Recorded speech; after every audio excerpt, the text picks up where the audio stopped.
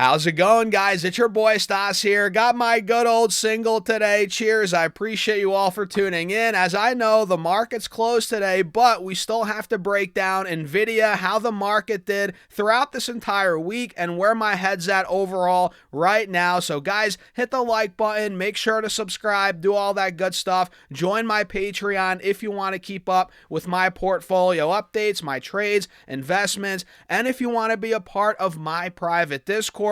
All that's linked down below, pinned in the comments. You know where to find it, or go to stassurfs.com/Patreon. And now let's dive into it. So we had a very strong day yesterday for the entire market. I mean, guys, the Qs went up 2.5%. SPY went up over 1%. The Dow went up, I guess not much, but still had a nice green day, 75 points up, as the Russell also did well. But the futures now, as the market's closed, obviously, the futures are creeping down a little bit. Silver's down, gold's down, oil's down, which is good. The S&P futures, NASDAQ, Dow, each down about 0.25%, not too much. As Nvidia yesterday, let's pull up Nvidia, this had a nice 3% green day, and it closed at 210, almost 211 per share. And this stock is not out of the woods yet, even though it's still in an uptrend. We're obviously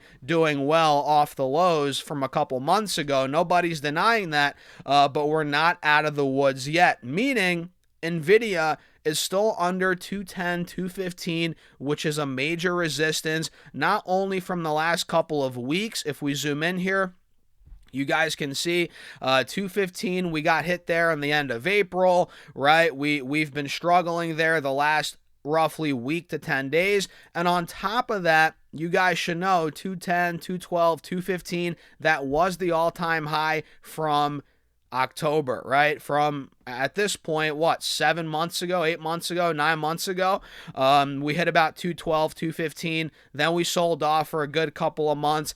That's where we're at right now. So this is a pivotal spot for Nvidia on these charts, man, heading into next week, heading into Micron's earnings next week, which that's going to be a major report on Wednesday for the entire AI trade, right? So we're going to see Nvidia testing a big spot. And at this point, if we zoom in on the 10-day, 30-minute, we can kind of see, or on the 1-hour chart even, we can kind of see what's setting up here. I'm seeing, I don't know about you guys, maybe I need to get my eyes checked, but I'm seeing an inverse head and shoulders formation here on Nvidia in the very short term. You could also argue cup and handle, whatever. But either way, this points out, or this points to a breakout above 215 if this plays out, right? Big if. And obviously, it's my second biggest stock. My bet is that it will play out eventually. I mean, look, it's a long-term investment for me, so I'm not too pressed about what it does in the short term. Long-term, I know where it's going, but short-term, it's anybody's best guess, I guess, but we can see the setup. The setup looks promising, and again, if 215 breaks, I think we might be off to the races, whether it's before Micron's earnings, after the earnings, depending on how those go. So we can see here, guys, if we break 215, this has a, clear blue skies ahead. We could be going 225, 230, no problem in the short term, and it would be fully breaking out at that point. But as of now, it's still technically, I would say, in a consolidation period. We did have a nice pop a couple weeks ago, obviously, to the 240 level. We also did earlier in June. We hit 230. But overall, man, look, we're still chopping around sideways between 200, 210, 215. We've had two one-off runs here up to 230, 240. So I'm thinking we take 215 out. We're going to start ripping here. So for me, guys, I'm holding on to every single last share of Nvidia I have because the move is nowhere near being done. It's just about to be made, in my opinion. And I actually added more Nvidia, I think, not last week or this week that just ended, but the week before. So I guess that was technically last week. Either way, I added some more at about 203, and I'm glad I did. And again, I'm holding each and every last share I have, and I'm adding where I see fit, but it's such a big position for me at this point across two accounts. It's like I'm just holding now. I'm getting ready for that move. If it makes that move to 275 eventually, 300, maybe I'll trim a little bit at that point. But for now, I'm holding on tight. What do you guys think? Let me know in the comments down below. And by the way, hit that subscribe button. I think 50% of you on YouTube watch the content, but guess what? You're not hitting that subscribe button, which we're on the road to 100,000 subs. I need each and every one of you guys on YouTube and on Facebook. You might as well hit the follow button, but we'll hit 100K on Facebook pretty soon here, no problem. We're already at 90K followers on Facebook, which is insane. Cheers to everybody out there on Facebook. I appreciate you guys for watching. Let's break down now some other stocks. And I might as well take a sip of my coffee here, guys. Cheers. So Micron had a very good day on Friday, which I actually locked in my profits on Friday. I know it might sound crazy, guys, locking in profits on Micron. How dare you, Stas, right? You got to let it run into earnings. I'm a little bit, I'm a little more conservative when it comes to trading, guys. I want to lock in my profits. I'm that kind of guy, especially heading into an earnings week, a long weekend.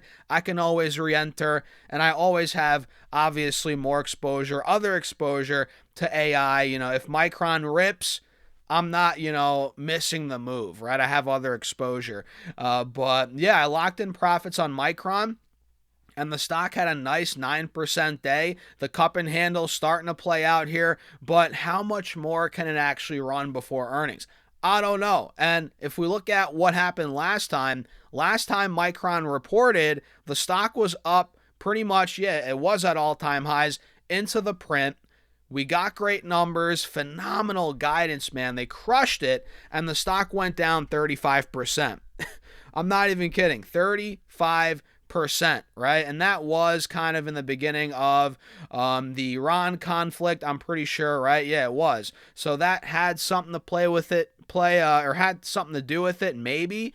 But I think something similar maybe could play out, especially if this thing runs up even more on Monday, on Tuesday, on Wednesday. If this runs to 1,200, 1,250, I mean, if it's ripping into earnings, it already is, but if it goes up even more, I think we're setting up for a sell-off, a sell the news event, not a crash, but a sell-off.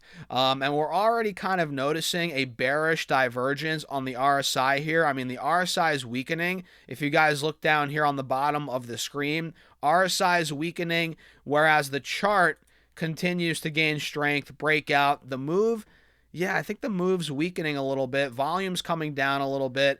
So I'm being a little careful with Micron, right? Again, heading into a long weekend, heading into earnings week. I was up 25% on my position in the span of less than 2 weeks, calendar days.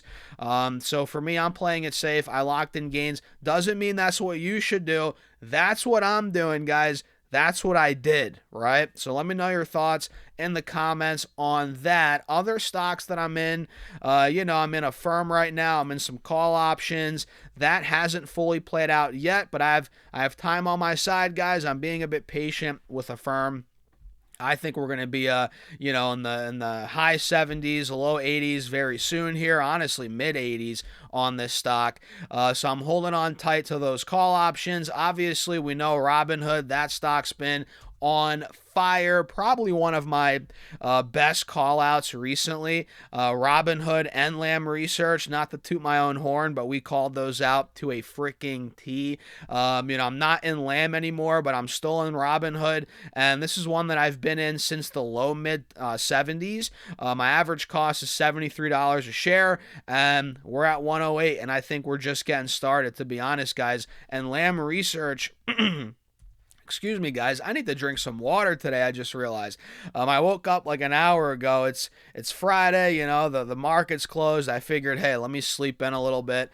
And I still haven't drank some a good amount of water yet, or maybe any water today. I don't even remember. But either way, Lamb Research, we called it out at about 270, 275. Now it's pushing $400. So yeah, I mean, these stocks, man, we've been calling them. They're doing great, not to toot my own horn. And I think, honestly, a lot of these do have more upside.